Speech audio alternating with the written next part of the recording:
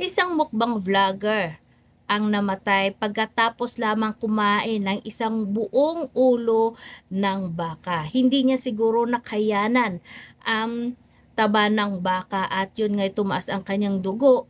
Kaya naman hindi na nga siya nakasurvive. At ito na pala ang huling mukbang niya, ang napakalaking ulo ng baka.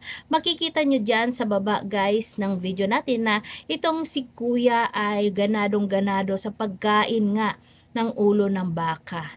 Napakataba at napakasarap. Napapalaway tayo sa kinakain ni kuya.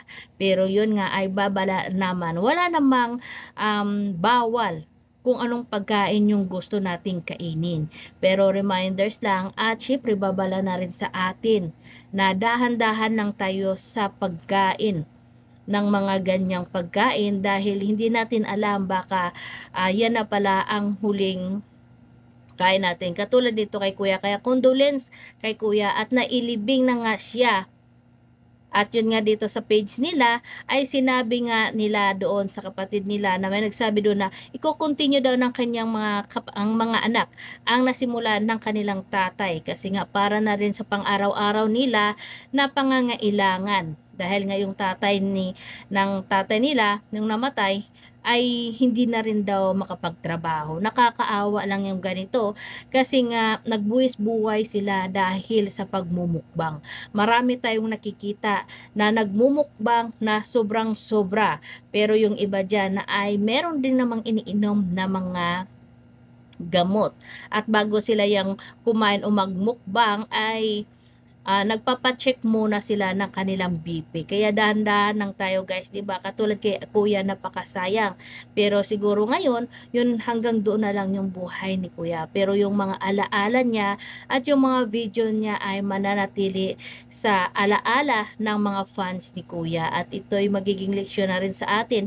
At hindi lang si Kuya, meron pang ibang mga mukbang vloggers na maalam na dahil sa sobrang pagmumukbang nila. Kasi nga, minsan kasi yung pagmumukbang ay sobra-sobra na. May napanood din tayong isang mukbang vlogger, mag-asawa sila, na noon ay payat na payat nga sila. Pero nung nagmukbang sila ay bigla silang lumobo. Siyempre naman ay nagbumukbang sila kahit na hindi sila kumakain ng maraming kanin pero sa minumukbang nila araw-araw ay doon naman sila lumubo. At dito ay binigyan na sila ng babala ng doktor na dahan-dahan na lang sila sa pagkain or pagmumukbang kasi nga hindi na maganda sa katawan nila at meron ng epekto doon sa kanila.